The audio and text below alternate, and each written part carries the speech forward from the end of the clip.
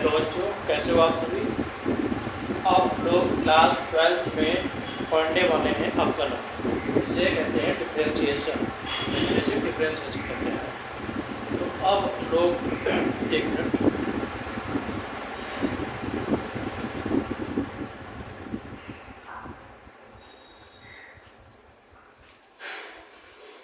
तो इस अवकलन में सबसे पहले हम लोग समझते हैं इसके फॉर्मूलों को कि क्या होता है।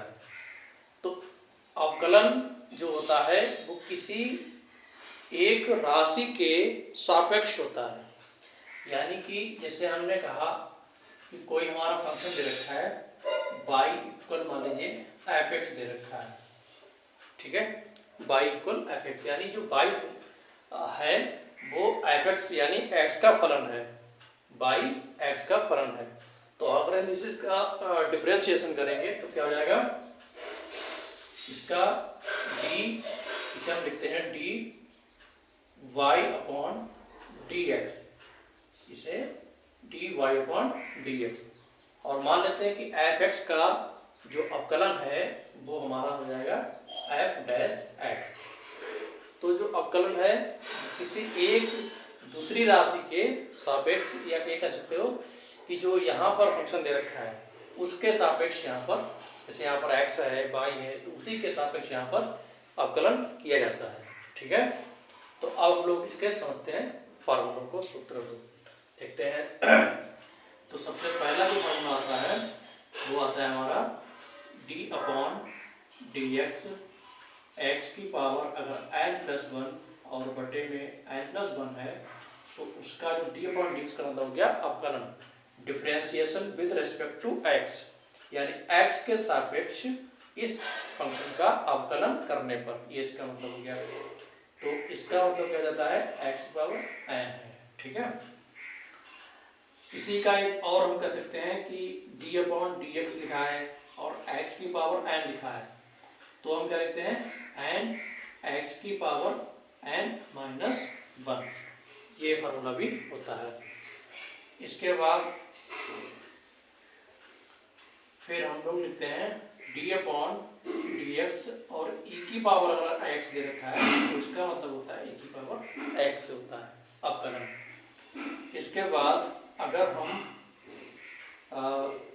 d अपॉन डी एक्स और a की पावर x का लिखते हैं तो a की power x log base e a, ये इसका हो जाता है।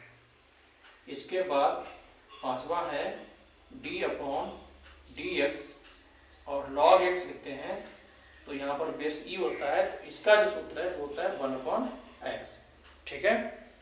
अब हम लोग इसके आगे की बात करते हैं। इसके बाद आपका आता है त्रिकोणमिति। अगर त्रिकोणमिति के फंक्शन आ रहा है उसमें तो उसका क्या अवकलन होकर के चेंज हो जाएगा, ये मान सब डेरिवेटिव से हम चेंज हो जाते हैं।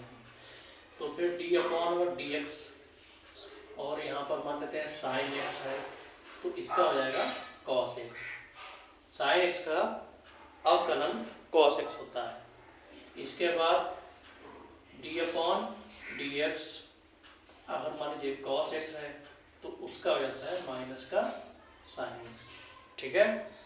इसके बाद d upon D x tan लिखा है मान लीजिए, तो tan का होता है sec square X, sec square X होता है। फिर इसके बाद d upon D X cot लिखा हुआ है तो कॉट का होता है माइनस का कॉसिक स्क्वायर एक्स, ठीक है। इसके बाद अगर सेक एक्स का है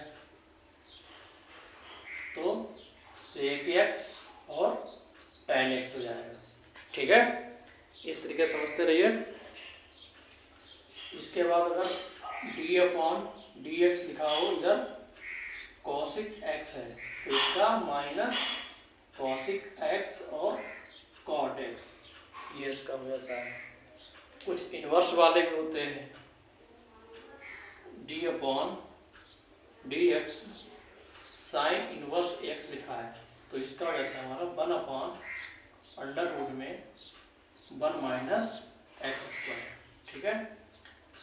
और अगला है D upon D x, cos inverse में अगर दे रखा है, ये त्रिकोणमिति है और ये इनके प्रतिलोम फलन है, ठीक है।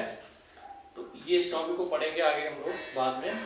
तो ये माइनस का हो जाएगा, तो अंडर रूट में 1 माइनस एक्स स्क्वायर। और आप चीज ये देख सकते हो कि इसमें जो कॉस वाले हैं, सी वाले, कॉस है, जैसे कॉट है, कॉसिक है, तो इनमें सब में माइनस लगता है। देखो ये तरीका रहेगा तुम्हारा याद करने का, तो इसे अच्छे से याद कर सकते हैं। फिर कॉस हो गया, कॉस के बाद टेन, टेन आपका हो जाएगा डी अपॉन डी एक्स और टेन इनवर्स एक्स, ये हो जाएगा 1 अपॉन 1 प्लस एक्स स्क्वायर, ठीक है।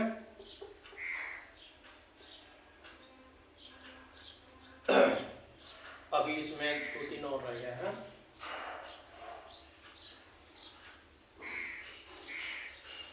इधर भी करते हैं, चलिए।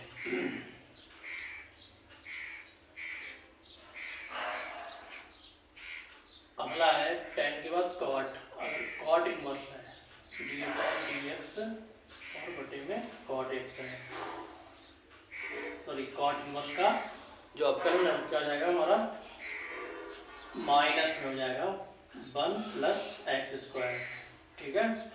अब सेक अगर आता है तो डी अपॉन डी एक्स और सेक इनवर्स एक्स, ये हो जाएगा माइनस, सॉरी ये हमारा 1 अपॉन एक्स और अंडर रूट में एक्स स्क्वायर माइनस 1। फिर एक लास्ट हम बता रहे हैं डी अपॉन डी एक्स और कॉसिक इनवर्स एक्स जो है वो हो जाएगा माइनस में एक्स और अंडर रूट में एक्स स्क्वायर माइनस 1, ठीक है। इतने फॉर्मूले होते हैं, इसे आप अच्छे से नोट कर लें।